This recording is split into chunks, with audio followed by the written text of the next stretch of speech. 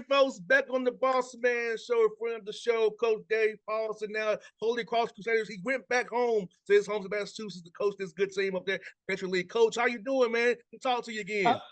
Great to talk to you. I'm doing great. Beautiful day here in Worcester. We got a couple more days of summer school with our guys, and a little break before we go back on the road recruiting. I hear that, Coach. You know, I saw your old guy Keith Ergo this week at Lake Point, man. Tell me about Ergo's energy, man. I've talked to the Lake Point, man. He got me fired up. Just want to go talk to him at the event, the other event this past weekend. Talk about work for him, his energy, what he's gonna do before them going forward, man. Well, Ergo makes coffee nervous. He's so excitable. I mean, he's just full of energy, and he's really. I think Kyle Neptune did a phenomenal job of laying the foundation there for them, and then Keith just took it the next steps. He's got so much energy that it's impossible for the guys on the team to not play with a similar level of energy. Like we can't be showing up by this guy, right? And then, in addition to the energy, he's just got an unshakable belief in the guys, and they know it, they feel it. So I think he was able this year to get more out of the team and more out of each individual player than what, quote unquote, experts might have predicted, right? Because they just, belief, to quote Ted Lasso, belief is a powerful thing. And so I think Ergo's done an unbelievable job. And the atmosphere at Fordham home games, when we got the conference play, I don't know if you've seen video of it. I mean, unbelievable electric atmosphere. It's a small gym.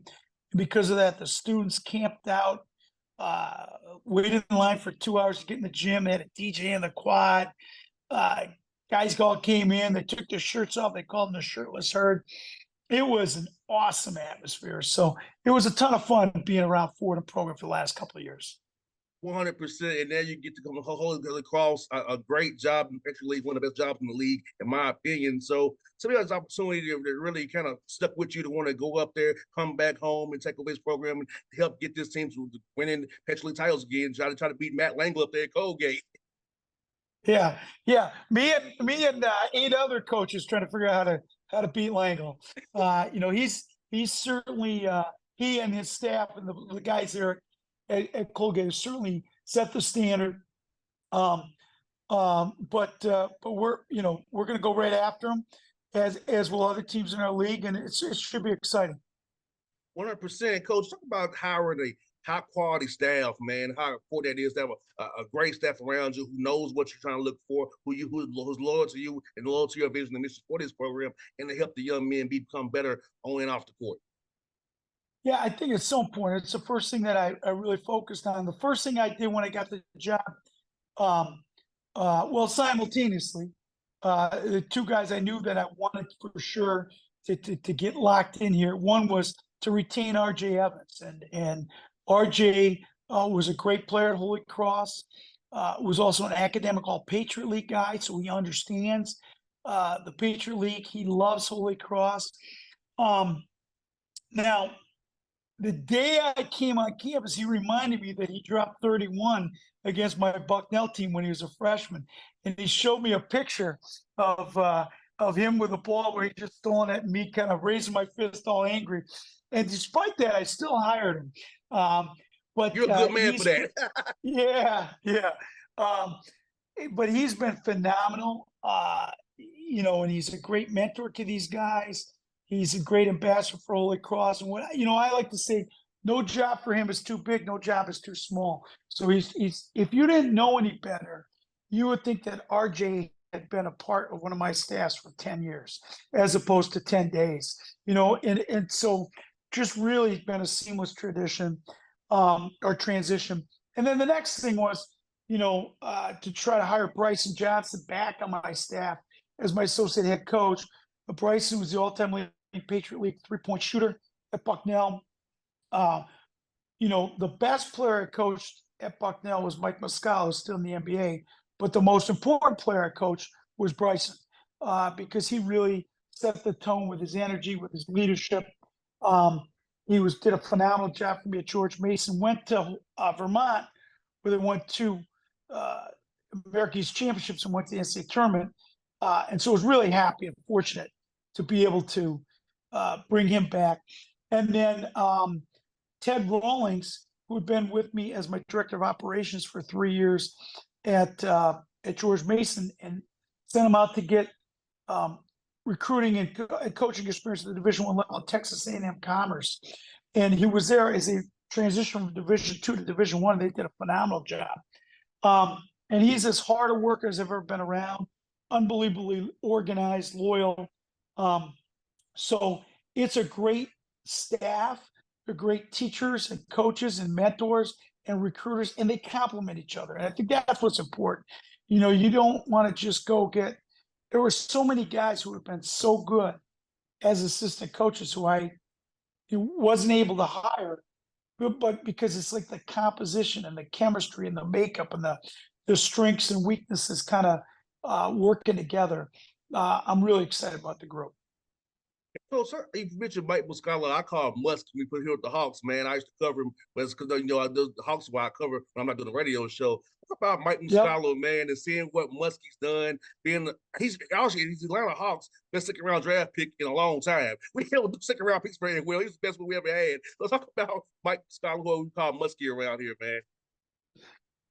So we called him Moose. Okay, so that was what we called him. He was the Moose Man, and people would make like little moose horns when he knocked down shots at Bucknell. And you know, it's just so cool to see a guy, you know, that, you know, really we were the first Division I scholarship offer at Bucknell. And you know, he wasn't highly recruited, he wasn't a sneaker circuit thing. And I had him at Bucknell, and it was halfway through, you know, the fall of his freshman year. I'm like, oh my God, we got something here. Because in addition to the skill and the size and the ability, the touch, you know, he was relentlessly competitive. You know, he wasn't the strongest kid, but he was so uber competitive. And every year we'd come back and say, okay, here's 1 or 2 things you got to add to your game. And he would do it. You know, a lot of people talk about it. He would do it. And for him to spend, you know, he's finished 10 years in the NBA. And he shows so much character, because there's times where he's played a big role. He had a pretty big role when he was with the Hawks. You know, he had a pretty big role when he was with the Sixers. But he was with OKC, and they were in a rebuild, and they wanted to play younger guys. And, you know, I know, talking to Mark Dagnall, the coach at OKC, he just loved him because he was so professional. He's such a leader, such a great locker room presence. So, you know, I think we talk to our guys all the time about be a star in your role, whatever that role is. And that's what Mike has embodied. And 10-year NBA veteran, that's pretty good. Yes, indeed. Yeah, I was hoping that he would play some when it was against the Hawks in the playoffs, but Joe didn't play him. But it was good to see him, because I covered him, and I know him very well when we covered it with the team. So I was happy to see him and Al Horford on the same team, by the way. It was with Boston. Yep. You know, 2 guys who I covered here with the Hawks when they was here representing the Atlanta Hawks. Yep. Great guys. Now, Coach West, man, how has the workouts been for you guys? Getting your guys to establish your culture, establish how you do things. How much has been put in star versus working on their games and individual to get them ready for fall here? You know, it's been a blend. You know, so we've certainly been working on individual skills with them, because I think that's just the building block. And this is the time when you can get better as an individual player. But we have tried to install some things offensively, just for some concepts, so that they understand. You know, I think defense is most important, but offense is the most intricate, right? And so, you know, I tell them all the time, don't get the wrong impression. We haven't worked a lot on our defense, because trust me, we're going to be doing it every day come the fall. But you know, the nuances and the intricacies of playing offense and playing off of each other and being able to read and react, you know, this is a good time to do it. And it also has enabled me to get a better sense of, okay, you know, what do I have here? You know, and who are going to be our guys that, you know, we can really rely on. And then they go home. Now they've got 6 weeks to work on some stuff. And then I've got 6 weeks to, like, really, you know, in more detail, when I can finally take a breath, say, okay, now let's plan for the season. Now I have a pretty good idea what I have to work with. Now, how do we want to structure everything offensively and defensively? 100%, coach. And coach, how much do you mix in showing the guys clips of the NBA on synergy to kind of show guys who they can play like and who got guys they can emulate so they can be better on the court in their roles, and we say start in their roles that you may envision for them to have going forward. Well, you know what? We'll do that more during the season. But what we have done is in our 6 weeks, we have 5 pillars of our program, our core values. And the first week we had the assistant coaches present on those pillars. And then the other 4 weeks we just finished up last night, 3 or 4 guys on the team, they presented the whole team about the pillars and what does it mean on offense and what does it mean on defense and what's the definition, what's it mean in the community. And we would really encourage them, go get clips. And so there are a lot of clips of Draymond Green and talking and communication, or Kobe Bryant in terms of toughness or relentlessness, or just, Kyle Lowry, how many charges he takes, and guys diving on the floor for loose balls. And Kobe, they're winning by 30, and he turns the ball over and runs the guy down and blocks his shot. So we really, more than the style of play, we try to show them or have them show each other clips from the NBA of guys buying into these values that are the precursor to having any kind of sustained success on the court. I think Coach Paulsen, the NBA Finals with Denver and Miami embodies all what we're discussing. Those two teams that are on the court playing the right way defensively, playing hard, game plan, discipline, all the things that you want a basketball team to be. I feel like Denver and Miami embody what you want a team to be. There's truly two teams who are about winning in all costs. It's been about team, been selfless, doing what's best for the team, not myself. Yeah, there's no question. And one of the things that I try to do is give NBA terms to stuff we're doing. And so some of the offensive concepts where we kind of play through a small ball 5. So we could either call it Jokic or Bam. And we just went with Bam because it's one syllable. It's easier for me to yell out. But we did talk about that. We watched a couple times. We get some pizza and don't tell our nutritionist, but maybe some wings up here in the office and watch some of the NBA finals together, just a team bonding. But and then so I'm like, hey, what's that? Oh, that's the lay action. Oh yeah, well that's what we run. Just to like, oh yeah, so they can see, oh, that's some of the stuff that the Heat's running or Denver. That's what we're doing as well. Yes, it's so beautiful to watch, and it's good that your young men are getting to see that. And for you, Coach Paulsen, with this new transfer portal NIL world, how does it affect you in the Patriot League? Because I know when you might get guys good after a while, then the big boys come calling for them, try to retain those guys and show them that, hey, if you can play well, the scouts will find you. You might go to Power 5 school, you become off the bench, then you won't get drafted or get looked at all.